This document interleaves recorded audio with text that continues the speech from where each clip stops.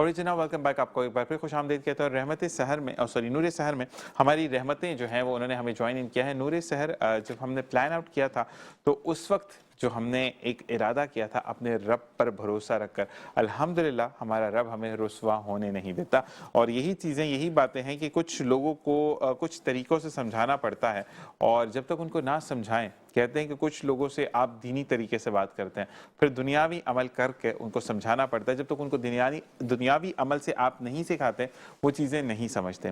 जिनका एक नमूना कुछ देर पहले भी हमने देखा, और वो कहते हैं कि अगर जब तक आप इंसान को सही सिमत नहीं बताते, वो सही सिमत में नहीं आता। और मैं हमेशा एक बात कहता हूँ अपने लिए भी और दूसरों के लिए भी, अगर कोई चुप है और वो इस वजह से चुप है कि अल्लाह तबारक व तआला की खुशनुदी चाहता है, तो आप लोगों को उसका जो है वो साथ देना चाहिए। इसी के साथ कदीरी साहब की बेटी जो कि हॉस्पिटलाइज है, मैं उनके लिए आपसे दुआ हूँ कि अल्लाह ताला उनको सेहत अता फरमाए और अल्लाह ताला उनकी जल्द अज जल्द सेहतियाबी उनको अता फरमाए, आमीन। इसी के साथ हमें पैनल में ज्वाइन किया है हाफिज़ मोहम्मद अरशद रफ़ीक साहब, मजहबी स्कॉलर, किसी तारुफ के मोहताज नहीं और बेहतरीन अंदाज में बात करते हैं। आज मैंने इनसे एक बात पूछी जो कि ऑफ एयर थी, ऑन एयर भी वही सवाल करूँगा, क्योंकि ये वो लोग हैं हमारे पैनल के जो कि वाकई में ऑथेंटिक आंसर करते हैं। अस्सलाम वालेकुम वरहमतुल्लाह। वालेकुम अस्सलाम वरहमतुल्लाह। इसी के साथ डिजिटल कंटेंट प्रोड्यूसर हैं, एक निजी फलाही इदारे में काम करते हैं जिसका बहुत बड़ा नाम है, नाम नहीं ले सकते क्योंकि ब्रांडिंग होती है, और साथ साथ डिजिटल कंटेंट को प्रोड्यूस करते हैं, उसके बारे में अवेयरनेस देते हैं, उसके बारे में पढ़ाते हैं कि इस पैटर्न पर काम कैसे हो सकता है। मोहम्मद ज़ुहैब अजमत साहब, आपको खुश आमदीद कहते हैं। अस्सलाम वालेकुम। अच्छा ज़ुहैब भाई की थोड़ी सी स्माइल जो है ना, वो वाली के पास हो जाओगे मेरे बच्चों, थोड़ी सी मेहनत करो, ऐसे ही है।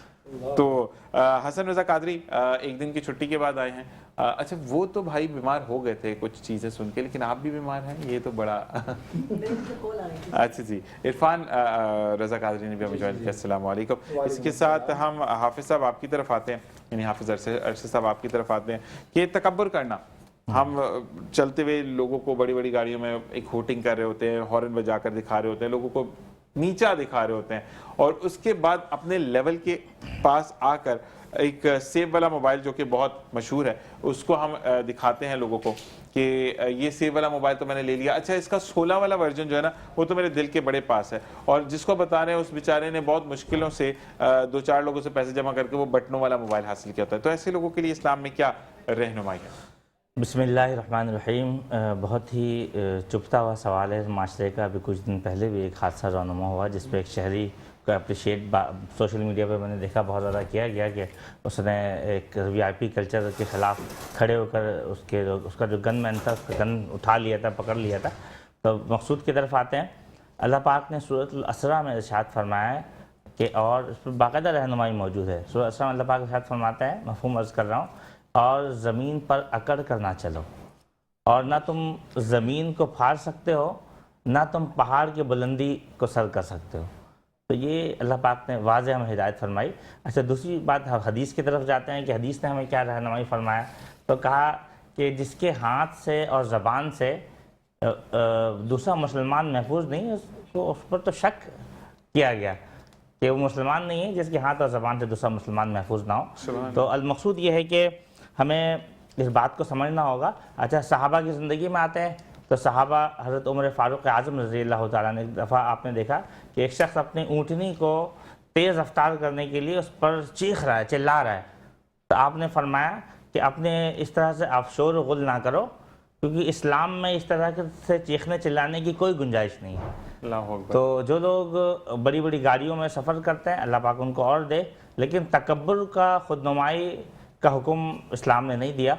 जो लोग इसके करते हैं वो खुद उसके ज़िम्मेदार हैं, और आखिरत में अल्लाह को जवाब देंगे यकीनन इस हवाले से। और दूसरी बात ये कि अगर किसी के दिल से निकल जाए कि आप उसको नीचा दिखा रहे हैं, या अल्लाह ताला की तरफ एक सवालिया निशान चला जाए कि मुझे क्यों नहीं, तो आप गुनाह के ज़ुमरे में भी आते हैं। जी बिल्कुल। तकब्बुर जो है वो अल्लाह को ज़ेबा है, तकब्बुर सिर्फ अल्लाह के लिए। हाँ, हम तकब्बुर कर सकते हैं, हम फ़ख्र कर सकते हैं एक चीज़ पर कि हम मुसलमान हैं, हम दीन हक पर हैं, हम उम्रा करने जाते हैं, फ़ख्र से बताएं मैं उम्रा करने जाता हूँ, तकब्बुर से बताएं कि अल्हम्दुलिल्लाह अल्लाह ताला ने मुझे सही रास्ते पे चलाया, तो ये अल्लाह ताला को तकब्बुर पसंद है। लेकिन आप तकब्बुर ऐसे करें कि अगले को इतना डिग्रेड कर दें मुसलमान होने पर भी, वो भी अल्लाह को पसंद नहीं है, क्योंकि हमारे दीन में किसी के मज़हब को भी बुरा कहना इजाज़त نہیں ہے. کہا تم دوسروں کے خداؤں کو جھوٹے خداؤں کو برا نہ کہو کیونکہ اگر تم برا کہو گے وہ تمہارے خدا کو برا کہیں گے. سبحان اللہ. اور ایک واقعہ جو ذہن میں آیا کہ نبی کریم صلی اللہ علیہ وآلہ وسلم کے پاس ایک شخص آیا, اس نے کہا کہ میرے والدین جو ہیں وہ مسلمان نہیں ہوئے لیکن میں مسلمان ہو چکا ہوں, اب مجھے یہ بتائیں کہ ماں باپ کا جو اسلام میں مرتبہ ہے اس میں میرے لیے کیا ہدایت ہے. تو چنانچہ دریافت کیا گیا, نبی کریم صلی اللہ علیہ وآلہ وسلم نے کہا کہ کیا معاجرہ ہے. تو اس شخص نے فرمایا کہ دیکھیں اسلام میں اتنی کہتے ہیں نا کہ صلہ رحمی ہے کہ انہوں نے کہا کہ زندگی میں آپ کیسے اپنی جو ڈور ہے زندگی کی اس کو کیسے لے کے چل سکتے ہو. تو فرمایا کہ ماجرا کیا ہے, تو اس نے کہا کہ میرے والدین ہندو ہیں جو کہ مندر جانا چاہتے ہیں اور وہ اتنے ضعیف ہیں کہ خود نہیں جا سکتے, تو میرے لیے کیا حکم ہے کہ میں ان ٹائم پہ گھر سے چلا جاؤں یا ان کی بات نہ مانوں. تو نبی کریم صلی اللہ علیہ وآلہ وسلم نے فرمایا نہ صرف تم ان کو مندر لے کر جاؤ گے, وہاں انتظار کرو گے اور ان کو واپس گھر بھی لے کر آؤ گے. تو یہ میرا دین ہے جو کہ ہمیں سکھاتا ہے کہ ہم کیسے زندگی میں آگے بڑھ سکتے ہیں. اسی کے ساتھ میں حسن رضا قادری سے گزارش کروں گا کہ نعت رسول محمود صلی اللہ علیہ وآلہ وسلم ہمیں سنائیں, پھر ہم زہیب کی طرف آتے ہیں. السلام علیکم ورحمۃ اللہ. کوئی دنیا عطا میں نہیں, ہم تا تیرا ہو جو حاتم کو میسر یہ نظارہ تیرا,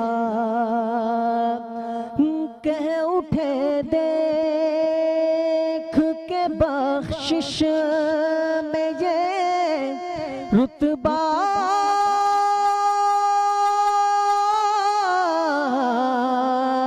تیرا, وہاں کیا جود و کرم ہے شہبت تیرا میرے آقا, وہاں کیا جود و کرم ہے شہبت تیرا, نہیں سنتا ہی نہیں مانگنے والا تیرا, اور کچھ بشر ہونے کے ناطے تجھے خود سا جانے, اور کچھ محض پیامی ہی خدا کا جانے. ارے ان کی اوقات ہی کیا ہے کہ یہ اتنا جانے. آقا فرش والے تیری شوکت کا علو کیا جانے, خسروا عرش پہ اڑتا ہے پھریرا تیرا, اور کئی پشتوں سے غلامی کا یہ رشتہ ہے بحال, یہی طفلی و جوانی کے بتائے محسال. ارے اب بڑھاپے میں خدا را نہ ہمیں در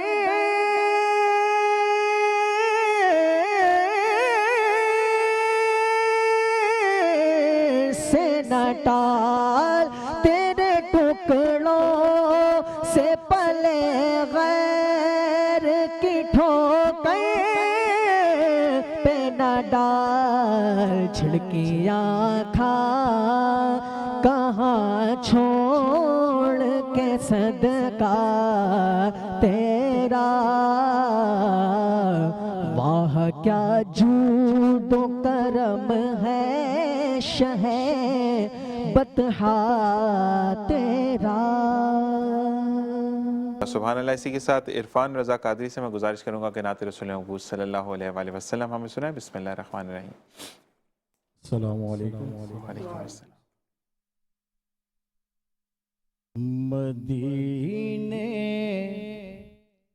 का सफर है और मैं नम दीदा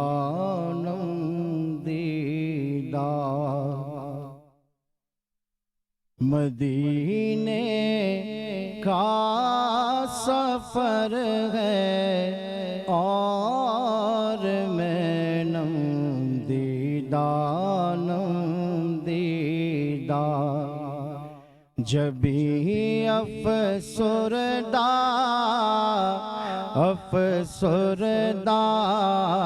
कदम लरज़ीदा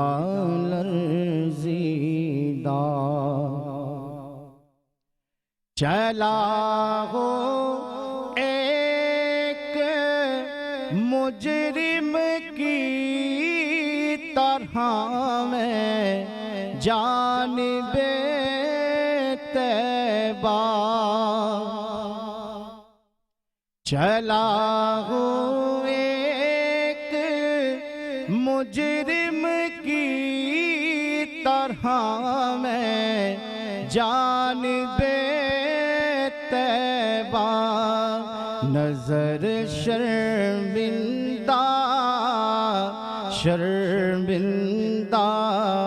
बदन लरज़ीदा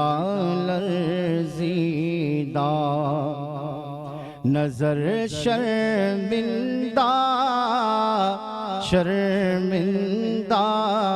बदन लरज़ीदा मदीने का सफर है और मैं नम दीदा किसी के हाथ ने मुझको सहारा दे दीना वरना किसी के हाथ ने मुझको सहारा दे दिया वरना कहाँ मैं और कहाँ ये रास्ते पेचीदा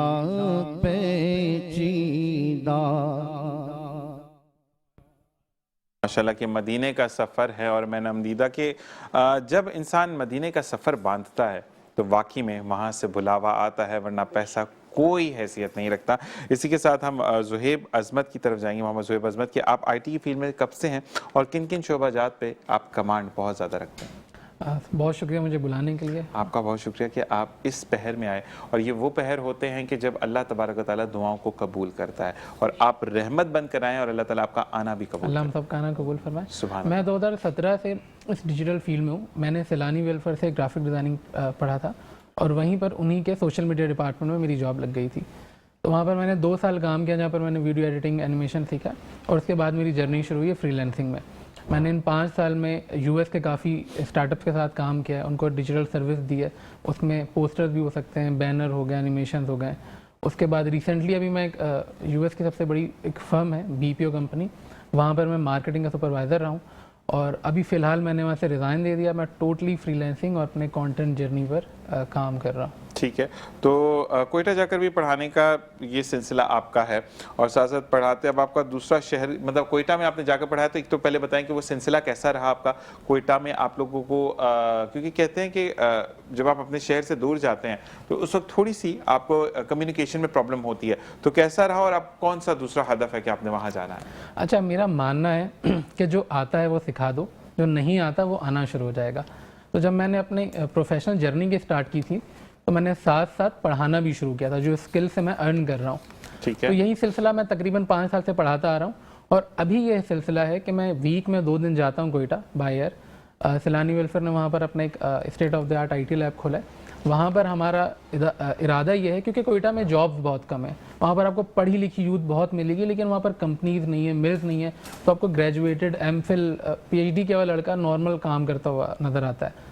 تو ہمارا یہ ماننا ہے کہ ہم ان کو جا کر وہاں پر ایسے اسکل سکھائیں جو ابھی مارکیٹ میں ان ڈیمانڈ ہیں, جیسے اے آئی ہے, ڈیزائننگ ہے, ایڈیٹنگ ہے, تاکہ وہ اسکل سیکھ کر کوئٹہ میں بیٹھ کر ہی یو ایس کے کلائنٹ سے وہ ہزاروں ڈالرز کما سکیں. زبردست. اس مشن میں ہم کام کر رہے ہیں اور الحمدللہ نظر آ رہے ہیں. میں یہ ضرور کہوں گا کہ زندگی میں اگر آپ کسی کا گھر چلانا شروع کر دیتے ہیں, یعنی اس کو چولہا چلانا شروع کر دیتے ہیں, تو وہ جب تک چولہا جلتا ہے یعنی وہ صرف اس گھر کا چولہا نہیں, اس گھر سے جو نسلیں نکلیں گی ان کا جب تک چولہا جلتا ہے, پھر آگے سے ان کا جب تک چولہا جلتا ہے, تو تا حیات آپ کو جب تک وہ نسل ہے تب تک آپ کو اس کا ثواب ہے. پورا ایکو سسٹم جنریٹ ہوتا ہے نا. ایک اگر اسٹوڈنٹ پڑھتا ہے تو اپنی بہن بھائی کو بھی موٹیویٹ کرتا ہے, آمدنی کا ذریعہ بنا, اس کے بعد انہوں نے کھایا, ان سے انسپائر ہو کے اور لوگوں نے اس چیز کو شروع کیا. تو سکھانے والا کون تھا؟ محمد عظمت صاحب, ٹھیک ہے نا.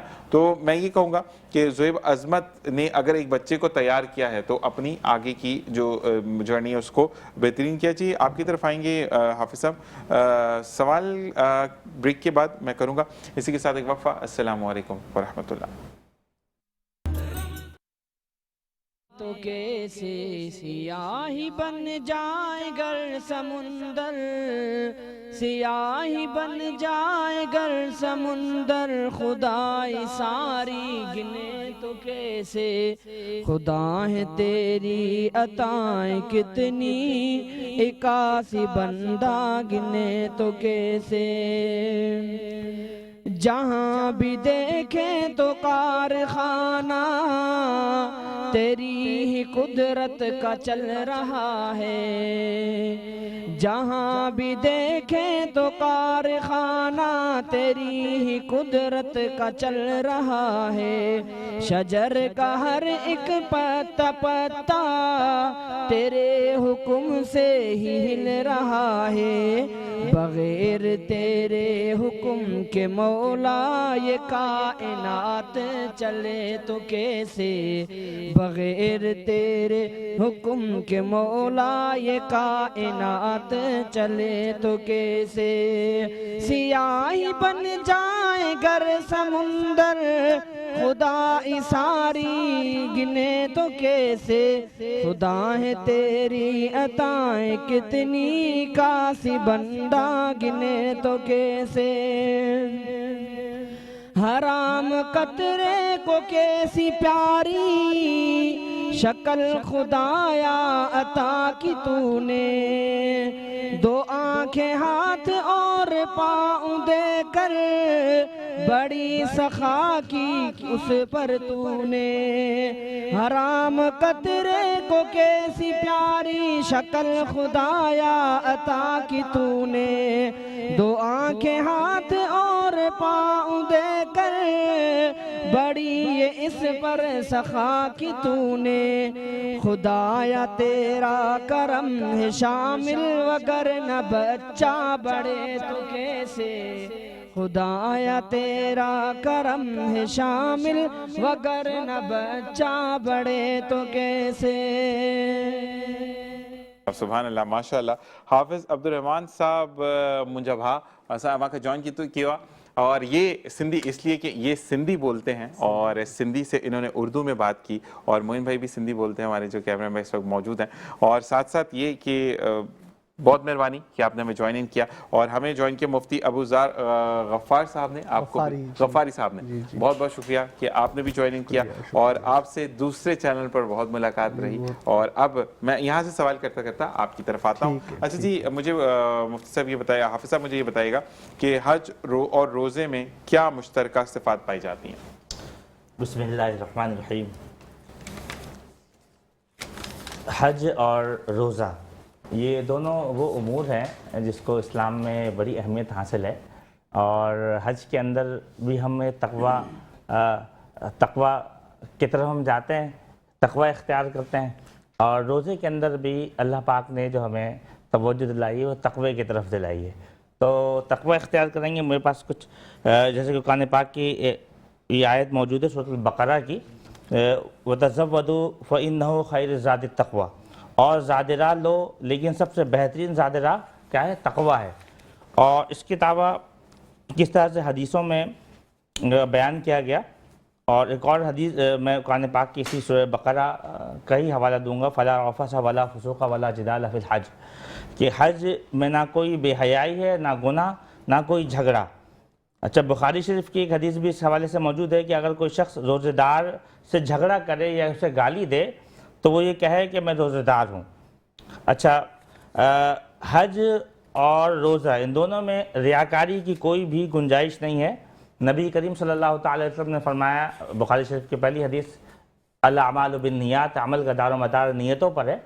تو بے شک کہ جب ہم تقوی اختیار کرنے کی طرف جاتے ہیں تو یہ روزہ بھی تقوی کی طرف لے کے جاتا ہے، اور جو حج جیسی عبادت ہے یہ بھی ہمیں تقوی کے قریب لے جاتی ہے، اور تقوی اختیار کرتے ہوئے ہم اسے پورا کرتے ہیں۔ ماشاءاللہ۔ اور کہتے ہیں کہ جب اچھی بات بتائیں تو اس کو زندگی میں امپلیمنٹ کرنا زندگی کی بہترین کنجی ہے، کہ زندگی میں ہم کیسے زندگی کو زندگی کی طرح سے گزار سکتے ہیں۔ اسی کے ساتھ ہم آئیں گے اب زہیب عظمت کی طرف۔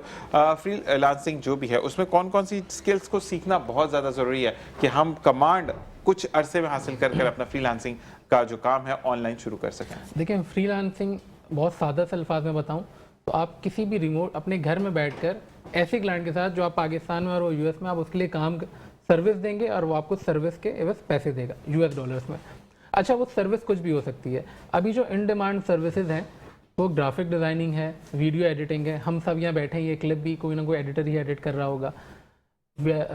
موبائل ویب ایپلیکیشن ہے، AI اینڈ چیٹ باٹ ہے۔ یہ ایسی سکلز ہیں جو ابھی بہت ان ڈیمانڈ ہے۔ تو اگر کوئی ان کو سیکھتا ہے، جن کو تقریباً کم از کم 1 سال سے 1.5 سال لگے گا، تو اس کے بعد یہ سیکھ کر وہ اس فیلڈ میں، جیسے فری لانسنگ کہتے ہیں، تو اس میں آ سکتا ہے۔ میں آپ کو ایک چھوٹی سی ایک ایگزامپل دوں گا۔ ابھی حال ہی میرے ایک فرینڈ نے مجھ سے رابطہ کیا تھا کہ زہیب بھائی مجھے ایک ویڈیو ایڈیٹر چاہیے، سیٹرڈے سنڈے آف ہے، اس کو روز کی ایک ویڈیو دینی ہے، اور اس کی سیلری جو ہے $700 ہے۔ $700 اچھا خاصا اماؤنٹ میں اگر ہم کنورٹ کریں تو ایک اچھا خاصا ایک رقم بنتا ہے۔ تو میں یہی یوتھ کو کہوں گا کہ چاہے وہ آپ کا جہاں انٹرسٹ ہو، چاہے اگر آپ آرٹ کی طرف ہیں تو آپ ویڈیو ایڈیٹنگ سیکھیں، آپ گرافک ڈیزائننگ سیکھیں۔ اگر آپ زیادہ فارمولاز ان سب میں آپ کے ٹیکنیکل آپ زیادہ ہیں تو آپ ویب ڈیولپمنٹ کی طرف جائیں، AI اور چیٹ باٹ کی طرف جائیں، کیونکہ زمانہ اب اسی کا ہے۔ زہیب، میں آپ سے یہ ریکویسٹ کروں گا کہ آپ فرض کریں کوئی آپ کو ہائر کرنا چاہتا ہے کہ آپ ان کی طرف جا کر ان کو سکھائیں، ان کے بچوں کو پڑھائیں۔ اچھا، یہ میں اس لیے پوچھ رہا ہوں کیونکہ آپ کی واقعی میں جب آپ بات کرتے ہیں نا، بات کرنے کے انداز سے آپ کا ایجوکیشن سیکٹر وہ بول جاتا ہے کہ آپ کو سکلز ہیں یا نہیں ہیں۔ تو ماشاءاللہ آپ کی سکلز ہیں۔ کچھ بچے معذور ہوتے ہیں، ان کے پیرنٹس افورڈیبل بھی ہوتے ہیں، لیکن اب وہ لوگوں میں نشر نہیں کرنا چاہتے کہ میرے بچہ پیرالائز ہے یا اس کو پرابلم ہے کہ وہ اتنا ویک ہے کہ وہ خود نہیں اٹھ سکتا، بیٹھ سکتا۔ تو مجھے یہ بتائیں کہ اگر کوئی آپ سے کانٹیکٹ کرنا چاہتا ہے تو وہ نمبر کوئی آپ پرووائڈ کر سکتے ہیں ہماری اسکرین پر کہ لوگ آپ سے رابطہ کریں؟ اور پلیز آہستہ آہستہ بولیے گا تاکہ میں بھی لکھ لوں اور پھر میں بھی اس کو ریپیٹ کر دوں۔ جی زہیب بولیے۔ اگر کوئی مجھ سے رابطہ کرنا چاہتا ہے اسکل کے حوالے سے، دیکھیں میں ابھی گرافک ڈیزائننگ اور ویڈیو ایڈیٹنگ پڑھاتا ہوں، تو آپ مجھ سے میرے انسٹاگرام پر رابطہ کر سکتے ہیں، زہیب عظمت میرا اکاؤنٹ ہے، وہاں پر آپ مجھ سے رابطہ کریں۔ اور میں میری اکیڈمی کا ایک واٹس ایپ نمبر ہے، میں وہ بھی بتا دیتا ہوں، بالکل 03492525 سوری میں غلط ہو گیا، 03492525 یہ میرے اکیڈمی کا نمبر ہے۔ آپ مجھ سے اس واٹس ایپ نمبر پہ بھی رابطہ کر سکتے ہیں، تو جو میرے حساب سے ہوگا میں آپ کی وہ رہنمائی کر دوں گا۔ میرے پاس ایک پیڈ کورس بھی ہے میرا، گرافک ڈیزائننگ بھی اور ویڈیو ایڈیٹنگ بھی۔ پیڈ کورس ہے وہ پیڈ کورس میں نے پڑھایا ہوا ہے، لیکن وہ ریکارڈڈ فارم میں پورا رکھا ہوا ہے، تو وہ آپ کے توسط سے اگر کوئی آتا ہے تو میں اس کو فری آف کاسٹ دے دوں گا، لیکن ایک شرط پر۔ شرط یہ ہوگی کہ وہ ہر کلاس کے بعد ایک اسائنمنٹ دیا گیا، سرٹن اسائنمنٹ، اس میں وہ اسائنمنٹ کر کے دینا ہے، کیونکہ اگر وہ اسائنمنٹ نہیں کرے گا تو پھر بیکار ہے نا۔ اچھا زہیب، اگر میں بھی سیکھنا چاہتا ہوں، میں کیونکہ کمپیوٹر والا بندہ ہی نہیں ہوں، ٹھیک ہے، تو کیا میں بھی سیکھ سکتا ہوں؟ کوئی بھی سیکھ سکتا ہے۔ زبردست۔ اچھا جی، 0349252519 پہ آپ رابطہ کر سکتے ہیں۔ زہیب، یہ آپ کے پاس نمبر ہوتا ہے؟ نمبر میرے پاس، ٹھیک ہے، کیونکہ کافی دفعہ ہوتا ہے لوگ نمبر دے جاتے ہیں اٹھاتا کوئی بھی نہیں ہے۔ نہیں، یہ واٹس ایپ پر ہے سر، ٹھیک ہے، یہ اکیڈمی کا واٹس ایپ ہے، اس پہ آپ مجھ سے رابطہ کر کے۔ ٹھیک ہے جی۔ اب ہم مفتی ابوذر کی طرف چلتے ہیں کہ میں اردو میں سوال کروں، سندھی میں جواب دینا ہے، جیسے اردو میں بولنا ہے، ٹھیک ہے؟ اچھا مجھے یہ بتائیں کہ آج کل جو دور آ گیا اس میں دکھاوا، جیسے ہم نے بات کی، ان سے دکھاوا بہت ہے، مان لیا دکھاوا بہت ہے، لیکن ہم انہی لوگوں کی طرف کیوں جاتے ہیں جو دکھاوا کر رہے ہوتے ہیں، ہم ان کی نفی کیوں نہیں کرتے؟ یہ میرا آپ سے سوال ہے۔ بسم بسم اللہ الرحمن الرحیم نحمدہ ونصلی ونسلم علی رسولہ الکریم اما بعد. بہت شکریہ آپ کا، آپ نے اپنے پروگرام میں مدعو کیا. دکھاوے کی آپ نے بات کی. دکھاوا دو چیزوں میں ہے، ایک تو اعمال عبادات جو ظاہری، اور ایک ہے باطنی عبادات. جس طرح نماز پڑھنا ایک عبادت ہے، قرآن پڑھنا ایک عبادت ہے، حج کرنا ایک عبادت ہے، اور روزہ رکھنا ایک عبادت ہے.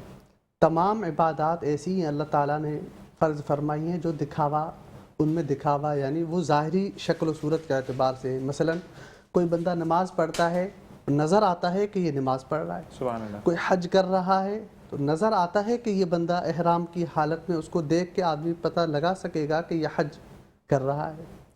کوئی بندہ جو ہے وہ صدقہ کر رہا ہے تو دینے والا، دیکھنے والا اس کو سمجھ جائے گا یہ زکوٰۃ دے رہا ہے یا صدقہ دے رہا ہے. روزہ ایک ایسی عبادت ہے جو اللہ تعالیٰ نے اس کو مخفی رکھا ہے. آپ کے سامنے بیٹھا ہوا شخص، آپ پتہ نہیں لگا سکتے اس کا روزہ ہے یا نہیں، رمضان کے علاوہ بھی یا رمضان میں بھی.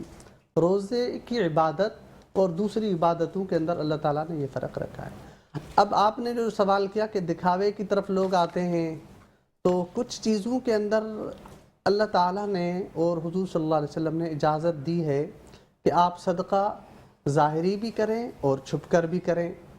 ظاہری جب آپ صدقہ یا خیر خیرات یا کوئی بھی دین کا کام کر رہے ہیں، اس میں نیت ہے شرط.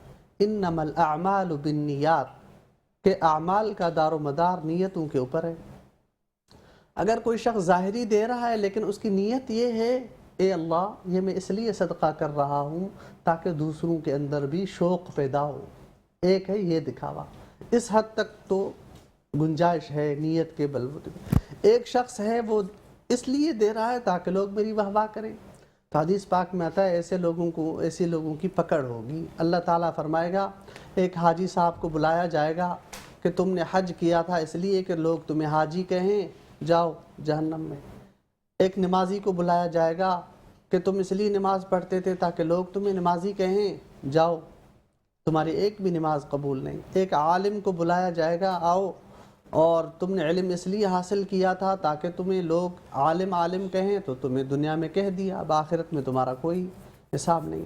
ایک شہید کو بلایا جائے گا، تم نے اس لیے شہادت کی تھی تاکہ لوگ تمہیں بڑا دلیر اور بہادر کہیں، سو دنیا میں لوگوں نے کہہ دیا. تو اعمال کا بڑا نیت کا دار و مدار ہے. جو بھی آپ کریں نیت کو خالص رکھیں، نیت اللہ وحدہ لا شریک کے لیے. پھر آپ جو بھی کام داروں کے لوگ بھی نیک عمل کریں، لیکن میرا دل ٹوٹ گیا اور اللہ سے میں نے سوال کر دیا کہ میں زکوٰۃ کی ہی مد میں کیونکہ مجھے رائے اللہ نہیں مل سکتا تھا. تو ایسے لوگوں کے لیے پھر کیا؟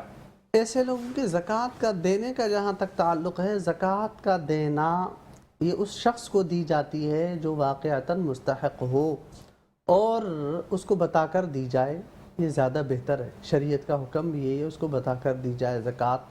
کیونکہ اس کو بتا کر تاکہ وہ پتہ چل جائے گا کہ مستحق ہوگا تو وہ لے لے گا اور اس کا حق اس کو مل گیا، یہ اس کی ہے. اگر مستحق نہیں ہوگا تو وہ بول دے گا کہ میں مستحق زکوٰۃ کا نہیں ہوں، آپ مجھے ہدیے کی صورت ضرورت مند ہوں لیکن زکوٰۃ کا مستحق نہیں ہوں، آپ مجھے صدقے کی مد میں دیں یا ہدیے کی صورت میں آپ دیں اسی پیسوں کو. تملیک بنانا زکوٰۃ میں شرط ہے، مالک بنانا زکوٰۃ میں شرط ہے. اور اس میں ایک بات میں اور بھی ایڈ کرنا چاہتا ہوں، آج کل یہ جو دسترخوان چل رہے ہیں تو اس میں لوگ زکوٰۃ کے پیسے دیتے ہیں، دینے چاہیے، لیکن اس میں مالک بنانا شرط ہے. مالک میں یہ ہے، تملیک میں یہ ہے کہ جو پیکٹ وغیرہ آپ دسترخوان لگا رہے ہیں، پیکٹ بنا لیے جائیں، وہ پیکٹ آپ کسی کو دے رہے ہیں افطاری، تو یہ سمجھو کہ آپ اس کو مالک بنا رہے ہیں. تو یہ ایک گنجائش ہوتی ہے. باقی اور جو اس طرح کھلے عام دسترخوان، اس میں پھر کچھ علماء سے رہنمائی لی جائے، کیونکہ زکوٰۃ کا مال اور یہ بہت زیادہ ایک جو ہے اہم معاملہ ہوتا ہے. مسلمانوں کی زکوٰۃ کا معاملہ ہے کہ کس کو دینی ہے کس کو نہیں دینی، یہ پورا ایک الگ ٹاپک ہے. تو انشاءاللہ اس کے اوپر ضرور گفتگو کریں گے. باقی یہ کہ مالک بنانا یہ شرط ہے زکوٰۃ کے ٹھیک ہے جی. ہم حافظ صاحب آپ کی طرف آئیں گے کہ بیٹی کے اچھے کے نصیب کے لیے کوئی وظیفہ بتا دیں. اور اچھے نصیب یعنی جب بیٹیاں گھر جاتی، کہتے ہیں نا کہ ماں باپ دنیا میں سب چیزیں دے سکتے ہیں، نصیب نہیں دے سکتے، تو ان کے لیے کچھ رہنمائی فرمائیں. سرکار دو عالم صلی اللہ تعالیٰ علیہ وسلم کی واضح ایک حدیث بھی اس میں ملتی ہے ہمیں، کہ آپ نے فرمایا کہ جس کی 2 بیٹیاں ہوں اور اس کی وہ صحیح سے تربیت کرے، اس کی پرورش کرے، تو وہ جنت میں میرے ساتھ ایسے ہوگا جیسے میری یہ 2 انگلیاں. تو بیٹیاں یقین اولاد کی تربیت کرنا اور بیٹیوں کے نصیب کے لیے والدین بہت پریشان رہتے ہیں. اس کے لیے ایک بہت ہی زبردست وظیفہ ہے کہ اگر کوئی اپنی بچی کے لیے اس وظیفہ کو کر کے دعا کرے تو اس کے اچھے نصیب الحمدللہ بعینی اللہ پاک نصیب فرمائے گا. وہ ہر نماز کے بعد، فجر کے نماز کے بعد نماز فجر 11 مرتبہ یا لطیفو یا وہابو، یا لطیفو یا وہابو کا ورد کرے 11 مرتبہ، اور پھر اللہ سے دعا کرے کہ اللہ پاک میری بچی کا نصیب بلند فرمائے، تو اللہ پاک اس کو ایک بلند اعلیٰ درجہ نصیب عطا فرمائے گا. ماشاءاللہ. اسی طریقے سے اگر کوئی اولاد بگڑی ہوئی ہے، ماں باپ بہت پریشان ہیں، ان کے شر سے پریشان ہے کہ لوگ تانے دیتے ہیں، بدتمیزی کرتے ہیں وہ ماں باپ کے ساتھ یا بہن بھائیوں کے ساتھ، گھر میں ایک بچہ ایسا ہو جاتا ہے اکثر، وہ بیٹی ہوئی ہے نافرمانی بہت کرتے ہیں اور ماں باپ ڈرتے ہیں کہ کسی پکڑ میں نہ آ جائے، تو ان کے لیے کوئی وظیفہ؟ بسم اللہ الرحمن الرحیم. اللہ پاک نے قرآن پاک میں ہمیں وہ آیت عطا فرمائی ہے، ربنا ھب لنا من ازواجنا وذریاتنا قرۃ اعین وجعلنا للمتقین اماما.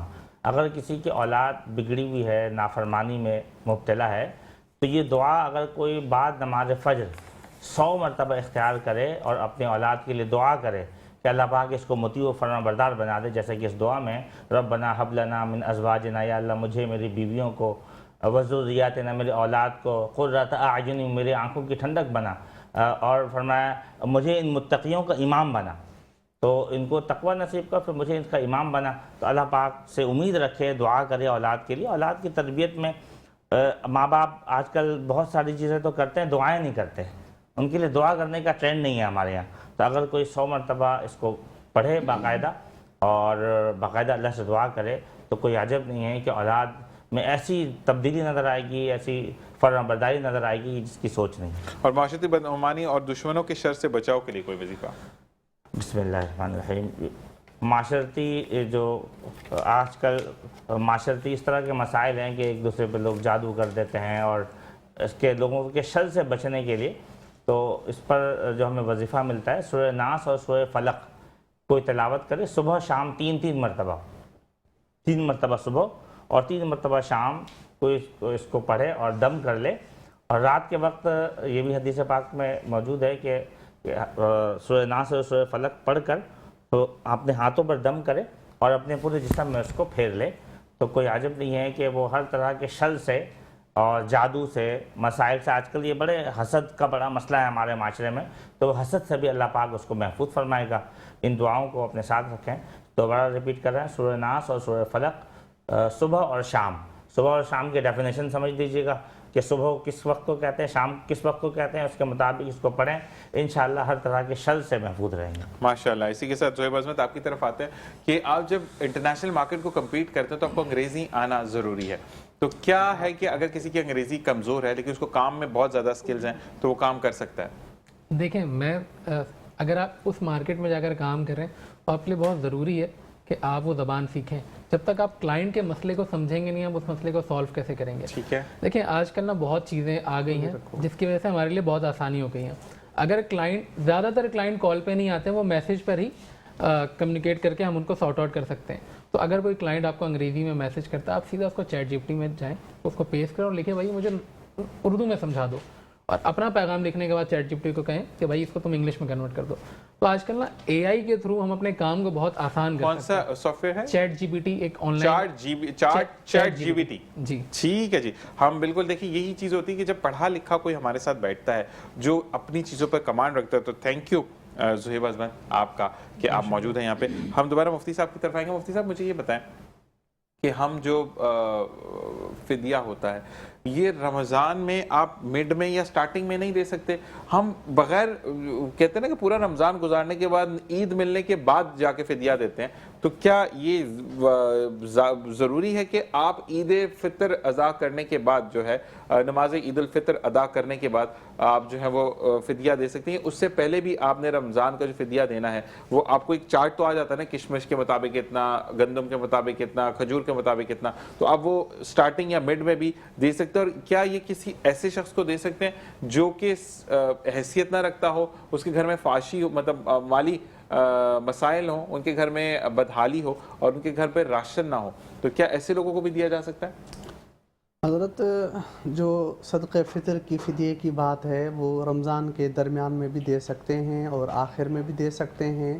اس کا جو درست وقت ہے نا وہ رمضان کے بیچ میں ہی اس کو ادا کر دیا جائے یا آخری عشرے کے اندر بھی ادا کر دیا جائے زیادہ بہتر ہے. عید کی نماز سے پہلے ادا کرنا ہے. اکثر دوست احباب یہ غلطی کرتے ہیں کہ عید کے بعد دے دیں. عید کے بعد کا کیا فائدہ؟ لیلۃ الجائزہ ایک رات آتی ہے جب روزے ختم ہو جاتے ہیں، آخری رات جس کو ہم چاند رات کے نام سے مشہور کرتے ہیں، تو اس رات کے اندر ہی ہم دے دیں یا اس سے ایک رات پہلے دے دیں.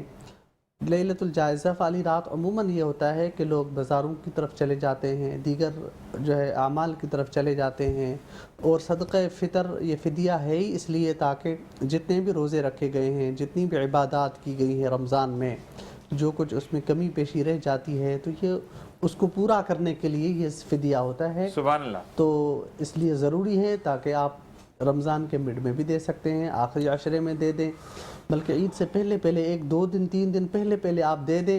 دوسرا آپ نے جو سوال کیا کہ جس کے پاس راشن نہیں ہے، جس کے پاس گھر میں وسائل نہیں ہیں ان کو دے دیں جو مستحق ہیں. اور ہر بچے کے اوپر جو عید کے دن فجر نماز صبح صادق سے پہلے جو بچہ پیدا ہوا اس کے اوپر بھی صدقہ فطر فدیہ واجب ہے، اس کا بھی ادا کریں. اپنا بہن بھائیوں کا سب کا پہلا حق قریبی رشتہ داروں کا ہے. اپنے اڑوس پڑوس میں قریبی رشتہ داروں کو دیکھیں، جو کوئی مستحق ہے اس کو صدقہ فطر دے دیں. اچھا مجھے ایک چیز اور پوچھنی ہے جو پھر اب وقت ختم ہو گیا ہمارا. مجھے یہ بتائیے گا کہ آپ جو ہیں بالکل جی انہی کی کلام سے ہم ختم کریں گے. میں صرف آپ سے یہ جاننا چاہوں گا کہ جو لوگ آج کل مارکیٹ کے اندر ڈیجیٹل مارکیٹ میں جہاں ہم اپنے لیے کام بھی ڈھونڈ سکتے ہیں، وہیں پر حضرت علی رضی اللہ تعالیٰ عنہ نبی کریم صلی اللہ علیہ وسلم کے نام سے اپنی باتیں لکھ کر اور اوپر یہ پیسٹ کر دیا جاتا ہے. تو مجھے ذرا اس کے بارے میں بتائیں کہ فرض کریں میں نے پڑھ لیا، مجھے نالج نہیں تھی اور میں نے وہی بات بتائی جو کہ منفی رجحان ڈالتی تھی، تو میں کتنا گناہ گار ہوں؟ اور لکھنے والا تو ہے ہی گناہ گار، اس نے تو ایک شر پھیلا دیا، لیکن میں کتنا گناہ گار ہوں جب تک مجھے پتہ نہیں ہے.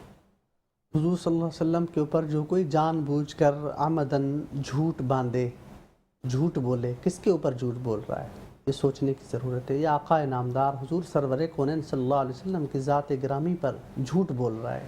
کیوں؟ ایک چیز آقا نے بیان ہی نہیں فرمائی، تم کہنے والے کون ہوتے ہو؟ تم کیوں کہہ رہے ہو؟ اس طرح کی پوسٹ شیئر کی جاتی ہیں فیس بک وغیرہ پہ اور سوشل نیٹ ورک پہ، اس کو شیئر کیا جاتا ہے بغیر تحقیق کے، بغیر تصدیق کے. آپ کوئی بھی چیز شیئر نہ کریں. کوئی چیز لکھا ہوا ہے حضرت علی کا قول اور فرمان نبوی اور اس کو شیئر کیا گیا، پتہ نہیں بات صحیح ہے یعنی اس کی تصدیق لازمی ہے. آپ دیکھیں اس میں حوالہ نمبر لکھا ہوا ہے، حدیث نمبر لکھا ہوا ہے تو ٹھیک ہے، پھر اس کی بھی تصدیق کریں. اکثر لوگ ایسے ہی حوالے جو کاپی پیسٹ کرنے والے ہوتے ہیں، جو لگانے پوسٹ بنانے والے، وہ یہ بھی چیز ڈال دیتے ہیں فلاں حدیث فلاں. تو علماء سے رہنمائی لی جائے.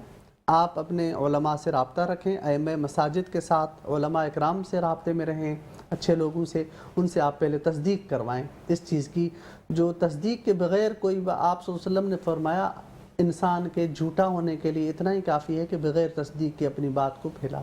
ایک واقعہ میں شیئر کروں گا جو کہ ٹی وی ایک اچھا میڈیا ہے کہ ہمیں میڈیا نے کہ ہم کچھ چیزوں کو بہت عام کر دیتے ہیں. آفس میں ایک بندے نے بات کر رہا تھا اور یقین کریں کہ میٹنگ میں سے ہمارے بھائی اٹھے تھے اور مجھے آواز نہیں آئی تھی، تو وہ حافظ نہیں ہے لیکن وہ پھر بھی اٹھے اور انہوں نے کہا کہ یہ چیز تو غلط ہو رہی ہے.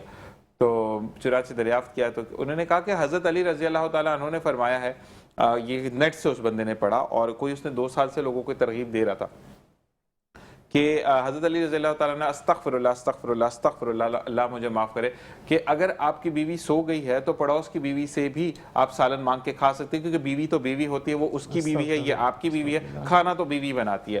تو مقصد یہ ہے کہ ڈس نالج کرنا کسی کو کہ آپ وہ چیز پھیلا رہے ہیں، یہ بیراروی کی طرف لے کے جا رہی چیز. تو یہ آپ سے پوچھنے کا، کیونکہ آپ مفتی ہیں ماشاءاللہ، تو ایسے لوگوں کا انجام کیا ہے جو کہ یہ فضول سی چیزیں لکھتے ہیں؟ غلط چیزیں منسوب کرنا حضرت علی سے، کسی اور صحابی سے یا حضور صلی اللہ علیہ وسلم سے. آپ نے فرمایا جو شخص غیر جان بوجھ کر جھوٹ باندھتا ہے، تہمت باندھتا ہے، ایک چیز منسوب نہیں ہے، جان بوجھ کے منسوب کرتا ہے، اس کا ٹھکانہ جہنم ہے. لہٰذا ہمیں ایسی چیزوں سے بچنا چاہیے اور احتیاط کرنی چاہیے. علماء اکرام سے رابطہ کرنا چاہیے کہ ہر حدیث کی، ہر اقوال جو بھی صحابہ کے اقوال ہیں، حضرت علی رضی اللہ عنہ کے اقوال اکثر چلتے ہیں، ان کی بھی تصدیق لازمی ہے، اور ہر ایک چیز کے اندر تصدیق لازمی ہے، اور بہت زیادہ ضروری ہے اس چیز کی تصدیق کرنا ہر معاملے میں۔ اچھا، ایک منٹ ہمارے پاس موجود ہے، پھر ہمیں ان سے پوچھا۔ ایک سوال میرا ہے کہ آج کل جی ماڈرن مائیں اور جو باپ ہیں وہ یہ کہتے ہیں کہ ہم بچوں کو فورس نہیں کر سکتے، ہم کھلا ماحول ہے، روزہ رکھیں نہ رکھیں ان کی مرضی ہے، اگر وہ بھوکا نہیں رہ سکتے تو ہم ان کو سٹریس یعنی تناؤ نہیں دینا چاہتے، تو ایسے ماں باپ کے لیے کیا حکم ہے؟ میں سمجھا نہیں، دوبارہ آپ۔ مقصد یہ کہ آج کل جو ماڈرن زمانہ ہے تو ماں باپ یہ کہتے ہیں کہ ہم بچوں پہ زور زبردستی نہیں کر سکتے، وہ روزہ رکھیں یا نہ رکھیں، اگر وہ رکھیں گے تو رکھیں، نہیں رکھ رہے تو مسئلہ نہیں، کھانا پینا رکھیں اپنا، کیونکہ زندگی میں جو ہے وہ اپنے آپ کو نیچا تو نہیں کر سکتے۔ صحیح، اچھا سوال ہے، آپ نے بہت اچھا سوال کیا ہے۔ بالکل ماڈرن زمانہ ہے، اور اسلام آپ سے زیادہ ماڈرن ہے۔ لا اکراہ فی الدین، دین میں کوئی تنگی نہیں، دین میں کوئی جبر نہیں، دین آزاد ہے۔ اسلام کمپلیٹ کوڈ آف لائف، اسلام مکمل ضابط حیات ہے، مکمل زندگی گزارنے کا طریقہ ہمیں اسلام سکھاتا ہے۔ تو روزہ رکھنا، آدمی بچہ بالغ ہو گیا، عاقل ہو گیا، بڑا ہو گیا، اب یہ اس کے اوپر فرض ہے۔